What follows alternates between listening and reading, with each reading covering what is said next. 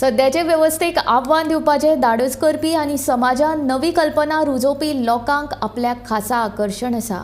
गोंयचे संस्कृतायेचेर पोर्तुगीजांचो प्रभाव दाखोवपी सुबोध केरकार हाणें काडिल्ले हे पोर्ट्रेट पळयात.